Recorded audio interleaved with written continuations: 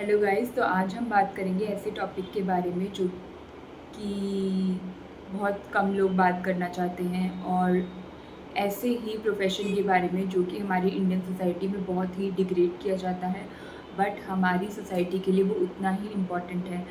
सो इस टॉपिक का नाम है prostitution. So basically what is prostitution?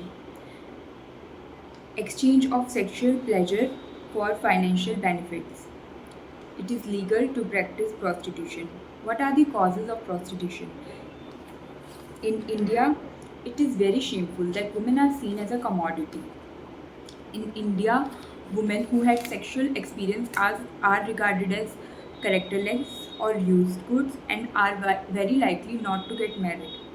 Other common causes are rape, child prostitute, lack of sex education, early marriage and dissertation, purer insect and rape, kidnapping and abduction, dissent and cheating by parents, sale by parents and husbands, economic cause, poverty and illiteracy, difficulty in getting jobs, etc. Prostitution in ancient India. In ancient India, prostitutes were treated just as common servants, free to form relation, had a fixed salary given by king. Sex workers were also referred as devdasi. Prostitution was a theme of Indian art and literature for centuries. Prostitutes such as Ramba, Menaka, Urvashi, etc. These prostitutes are described as excellent embodiments of beauty and feminine charms. Even during the period of Mughals, the medieval period, they were treated with royalty. Using the services of prostitute has never been a sin in Hinduism. पहले prostitutes को royalty के साथ treat किया जाता था, जैसे government servants हैं उनको ऐसे ही ट्रीट किया जाता था। उनकी एक फिक्स सैलरी होती थी जो कि गिवन बाय किंग होती थी। मेडिवल पीरियड में भी और मुगल्स की पीरियड में भी उन्हें रॉयल्टी के साथ ट्रीट किया जाता था, बट धीरे धीरे ये डिग्रेड होता गया। हिंदुज़म में प्रोस्टिट्यूट्स की सर्विस लेना कभी भी सिन नहीं माना गया है in modern period. With the growth of urbanization and industrialization, the problem of prostitution has become more serious and complex. From ancient times, Indian society is male-dominated society. The teachings of the society concentrate on the point that women should please men and they should be useful to men. In वैदिक period में India ठीक था। Women की condition थोड़ी सी तो हमेशा ही ख़राब थी। एंशियंट टाइम में इंडियन सोसाइटी बहुत ही मेल डोमिनेटेड हो गई थी और उनमें यही था कि वुमेन यूज़फुल होनी चाहिए मैन को। बॉर्थल्स, बट किड्स का क्या इफ़ेक्ट पड़ता है प्रोस्टिट्यूशन के ज़रिए? जो प्रोस्टिट्यूट्स के सन या डॉटर होते हैं उनकी लाइफ कैसी होती है, अब हम उसके बारे में बात करेंगे। What growing up on brothels look like? Whenever a child grow up, he is surrounded by a family or environment to live freely, dream freely, and play and learn without any hurdle. But in brothels, there is no proper education, feel ashamed among other children, no guidance by parents, so lower self-esteem. एक तो बॉर्थल्स में जो बच्चे पढ़ते हैं इनको साफ़ सुथरा इन्वामेंट नहीं मिलता, अच्छा इन्वामेंट नहीं मिलता, और लोगों के सामने वो अशेम फील करते हैं और बच्चों के सामने। प्लस इन बॉर्थल्स बहुत ही मुश्किल होता है प्रोस्टिट्यूट्स के लिए अपने बच्चों को एजुकेशन देना, और अगर वो एजुकेशन देने में सफल भी हो जाती है उन्हें स्कूल भेजने में, तो उन्हें इन बच्चों को स्कूल में अच्छे से ट्रीट नहीं किया जाता, उनको अशेम फील कराया जाता है।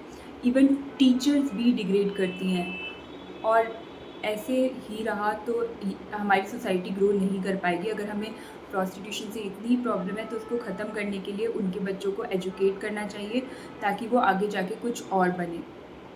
और अगर ऐसा ही रहा तो हम प्रोस्टिट्यूशन नहीं ख़त्म कर सकते। और उनको अशेम्ड फ़ील कराना, एक बच्चे को अशेम्ड फ़ील कराना बिकॉज़ वो एक जगह पे पैदा हुआ है जिसमें उसकी गलती नहीं, it's very bad. Even teachers भी कुछ नहीं कहती हैं। वाई प्रोस्टिट्यूशन इज़ इम्पॉर्टेंट, तो प्रोस्टिट्यूशन हमारे समाज के लिए इम्पॉर्टेंट क्यों है? Before the dawn of civilization there was no system of marriage.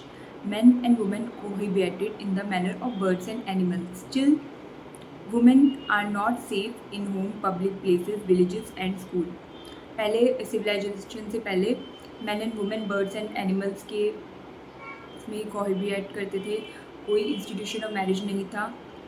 अगर हम आज भी देखा जाए 2022 चल रहा है, फिर भी वुमेन सेफ़ नहीं है, पब्लिक प्लेसेस पे नहीं है, अपने स्कूल्स में सेफ़ नहीं है, इवन घर में भी सेफ़ नहीं है। कुछ बच्चे अपने घर में भी मोलेस्ट होते हैं, ये सच है।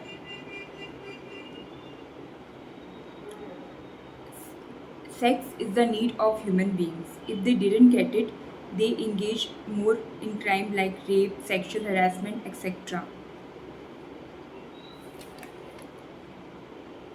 बहुत सारी वुमेन अपनी शादी के बाद भी मैरिटल रेप एक्सपीरियंस करती हैं और जिसके ख़िलाफ़ इंडिया में कोई लॉ नहीं है। और जो चिल्ड्रन जो सफ़र करते हैं, 6 से 15 साल के बच्चे रेप होते रहते हमारी कंट्री में। और इवन दो इसके ख़िलाफ़ हमारा स्ट्रिक्ट लॉज है, पॉस्को एक्ट है, फिर भी बच्चों का जो शोषण है वो होता जा रहा है क्योंकि बच्चे वीकर सेक्शन है।